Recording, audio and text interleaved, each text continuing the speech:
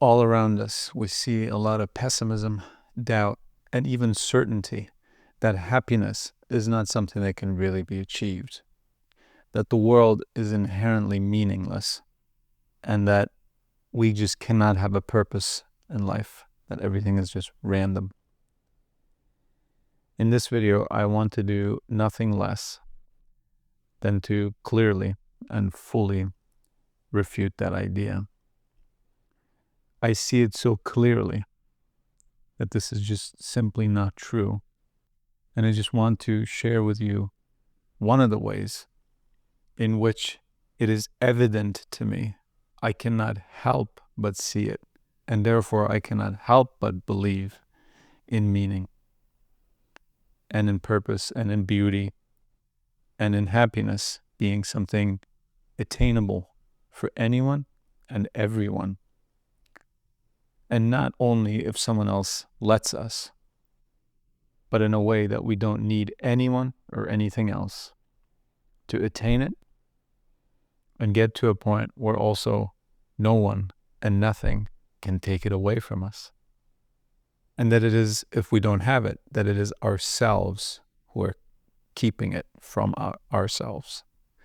And that if we just let it, if we would just let ourselves have it, we would have it in an instant and fully. And there's one particular behavior, a mode of living really, that we're all engaged in, at least at some point in our lives, and very, very few people have stopped doing, that keeps us from all of this. And that behavior is our constant trading and bartering in life about everything from the lowest to the highest grade. And an easy example to that is we have hours in a day. They belong to us inherently. And we say, I will trade this 1 hour for this certain sum of money, because I would rather have that sum of money than this one particular hour, however many hours. So we trade in that hour for that sum of money. And then when we have that sum of money, we decide that we would rather have this particular object or this particular service that we can attain with that sum of money. So once again, we decide now all of a sudden that even though we wanted to have that sum of money before, now we would rather have something else. And so we again trade that sum of money for this or that particular object. And then once we have that particular object, we grow tired of it. And then we trade in that particular object for another one, or to get that sum of money back. And this goes on and on and on and on. But I want to draw your attention to something very divine in this whole process. As profane as it sounds and as usual and daily as it sounds, there's something very, very, very important in there. And that's the fact that every time our preferences change, we change. Every time we prefer one thing to another, and then that thing to another thing, what happens is we completely empty ourselves and we get replaced by something else. Where did that person go who preferred this one thing and now has lost complete interest in it and prefers this other thing? Where has that person gone? Who was I then? And who am I now? Clearly, I'm a different person now. Something happened to me, deep within me, that made my preferences change. As soon as that happened, I was replaced by another person. As soon as that happened, you were replaced by another person. And now that person is you. And then again, you grew tired of this one thing. You realized that that was the wrong way to go. And that you were wrong all along, and that you now want this thing because this thing is the right thing to have. Where did that person go who thought the first thing was the right thing? And who is this person now who thinks this entirely different thing, or this entirely different way is the way to go? Observe how in between preferences we completely change. And in between preferences, we have this magical moment in which, even though we have not yet attained meaning and happiness, something is promised to us. We think, oh, I've been wrong all this time. If I now trade this thing in for that thing, then I might be happy. It holds the promise of meaning. It holds the promise of being life-changing. It holds the promise of being the best thing I've ever done. And it will change everything. In that interim, in that in-between moment, we have so much meaning. We have so much hope. We have so much excitement, so much energy. And then, of course, what happens is we implement the plan, we achieve the thing, we get the thing, we try out this new way, and we get disappointed. But then we start dreaming again and we start hoping again. Our nature, who feels this way, is exactly where happiness and meaning lies, and it's proof of it. That energy, that excitement, that hopefulness is proof that it is our nature to live in that way, to live in that state. And talking about goods and exchanging and trading and bartering, the ancient Greek philosophers and many others have called happiness, meaning the way we're supposed to live. They've called it the highest good. And good in this sense could be like goods and services, goods, the highest good, the highest thing you could ever buy, the highest thing you could ever achieve or own or possess. That's the highest good. And we think we can achieve it by trading our time in for money and our money in for objects and luxuries and goods. But the fact that we get disappointed every time shows that we don't know what we want. It is not the highest good that we have achieved, and it's not the highest good that we can achieve that way. But then again, this nature that is yearning for that is there. And both our excitement, our hopefulness, as well as our disappointment, is proof of this nature, is proof of the spirit within us, who is both looking for meaning as well as is ready for meaning and is yearning for meaning and is made to accept meaning and to have it and to live in that state. The highest good, what we might call philosophy in the true sense, which is love of wisdom, meaning, happiness, is that short intervening period between regular, profane, earthly trading that we have, in which we experience that excitement and that joy and that hopefulness and that happiness. It is that extended into infinity. It is a condition of life. It is a mode of living. Once you're the highest good, that little moment becomes your entire life. And that is achieved by trading as well. But not the kind of trading we've ever tried. Not the kind of trading that we've ever done. There's no amount of money in the world. There's no amount of time in the world. There's no amount of precious stones that we can trade in to achieve that.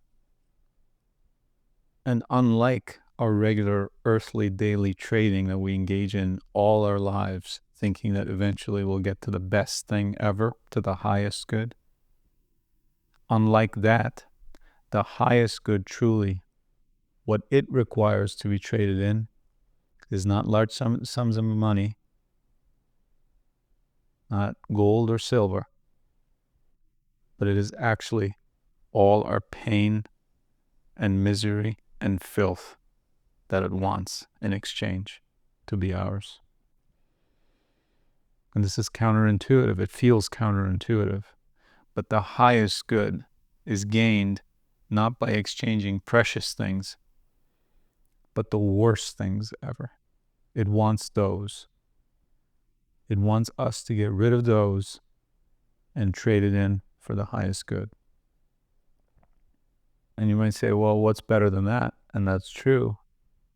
But what keeps us from doing that is because without that pain, without that constant striving, without feeling the world is against us and that the world is falling apart, without having enemies to fight, without having to endure bad conditions, without struggling,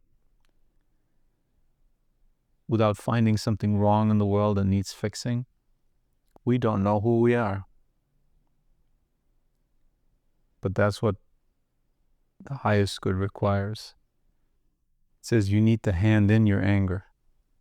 You need to hand in your fear. You need to hand in your envy, your strife, your misery. You need to be done with fear, not because you've overcome it, but because you reject it on principle. Not because you've overcome it, but because you reject it on principle. Because when we try to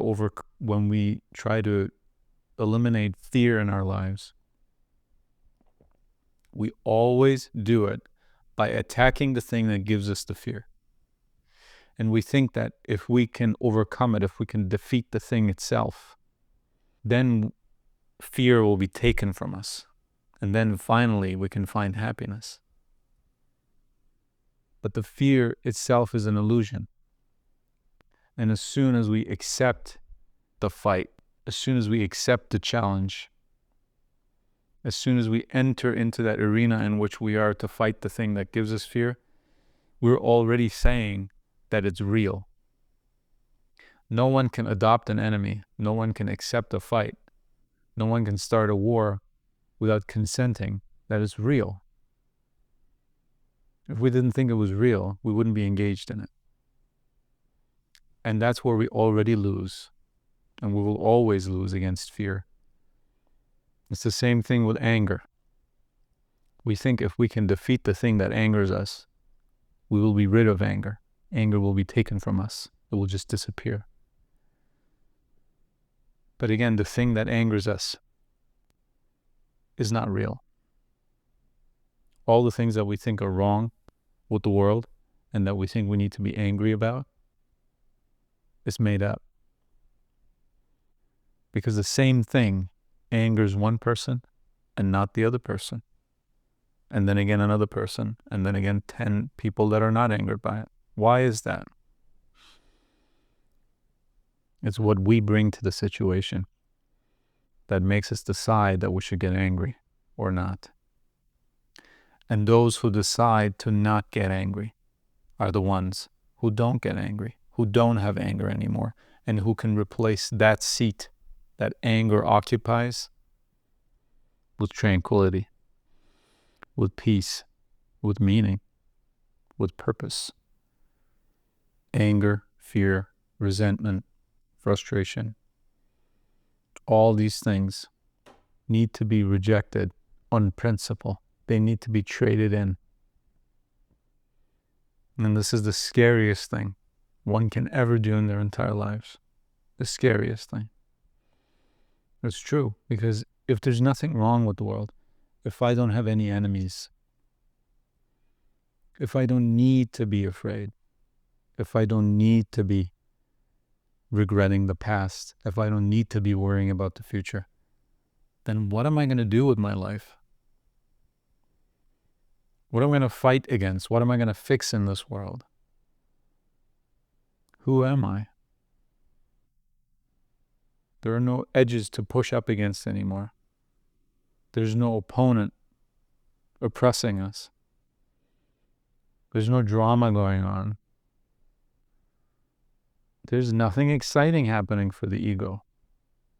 And we become so accustomed to that constant fighting and getting pushback and getting angry and getting dejected and disappointed, so that we can continue writing that story of our lives, that story of our fighting, that we hope will culminate in some major, amazing victory. It's never going to happen. This constant trading is never going to satisfy us. It will always disappoint us until we do this one final trade. And how do you do the most scary, but also the most freeing thing in the world, which is this final trade of exchanging all our anger and resentment and misery and fear for the highest good? It's a daily practice. Daily. If you want the highest good, you cannot stop working at it. But that work is not external. That work is not accomplished if someone else allows it, or if we find the resources for it, the money for it. No. That work is entirely in the interior, which is what makes it so amazing and so available to everyone and makes it a birthright. If you put in the dedication, nothing can hold you back. And this work that I call the work of life is entirely dependent on us making that time and that space and to examine. Consider ideas, adopt them if they make intuitive sense, if we put them into practice and we see our anger diminishing, our jealousy diminishing, then we adopt them. If we say, no, it's not doing anything for that, we reject them. This is the work of life. Every day to think, to examine, not compulsively, not obsessively, but as our proper human duty and privilege to sit down and to get to improve our condition. I say it always and I'll say it again. There is nothing that you can do with anger that you can't do without anger. There's nothing that you can do with fear that you can't do without fear. It's only this preference, this idea that has been ingrained in us that anger is necessary, that fear is necessary, that jealousy is necessary, that greed is necessary, this extreme ambition is necessary, that we allow it.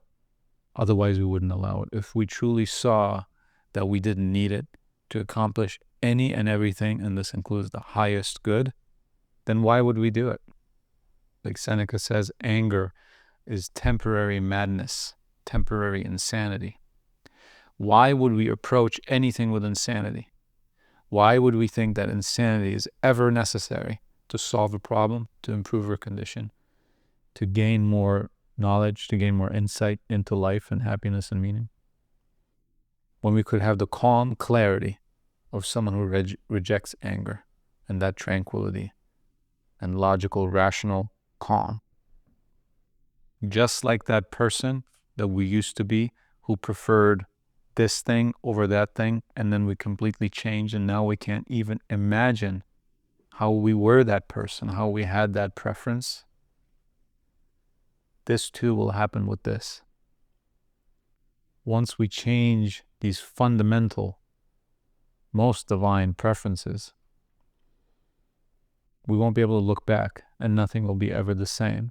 And this constant trading and strife and struggle and fighting will stop. Again, not because we defeated some enemy, but because we rejected it on principle. And if you need encouragement for this, there are hundreds of friends behind me to give you that. If you need methods of how to achieve this, there are hundreds of friends behind me waiting to give you that. All these books, these people, these names, they went their entire lives trying to record some of their insights to pass it on to you. And you hear me a lot calling people that I've never met in these books that have died thousands of years ago friends. I call them our friends because they are. What better friend than someone who's lived their entire lives trying to figure these things out, meaning, purpose, happiness, and actually came to some insights and recorded them, often without ever their name being attached to it or their name being lost, or never even caring ever to write it down, but others writing it down for us. What's a better friend than that? We're surrounded by friends. That is philosophy. That is religion. That is meaning. That is happiness. Everything else is stale and profane and unimportant and irrelevant. But you will know the truth. You will know what's relevant. You will read it. It will make intuitive sense to you. And you will apply it to your life as a little experiment, as a little test in the beginning. You will see what it does for you. And that's why you will adopt it. And you will say, thank you. To someone who lived thousands of years ago, you will say, thank you. You will say, I feel a kinship to you. You are my friend. I experience it every day. I see it happening in others every day.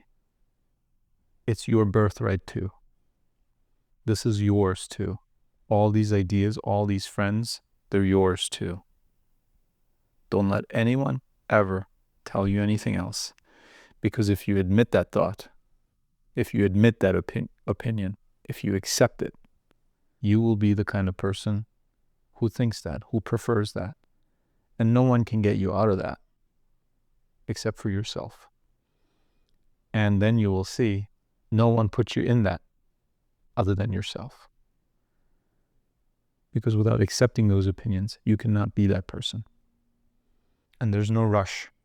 You did not waste your life so far. And you are not doomed. And there's no certain amount of time that you need to do this in. Put behind everything that the regular, normal, profane world, in this trading, in this insanity many times, the pressures that it puts on you, the deadlines, the obligation, the requirements, none of this exists in this realm. In the realm of ideas, wanting is having. If you want it, you already have it. And you can take your time to discover each and every single thing and to apply it to your life. But just wanting it, that desire and fulfilling it, working on it, doing the work of life, that's already your victory. We are not born with virtue, but we're born for virtue. Don't let anyone discourage you. All you need to bring to this is dedication. All you need to bring to this is the time and space to meet these friends, to hear them out, and to try some of their insights and see if it doesn't work for you.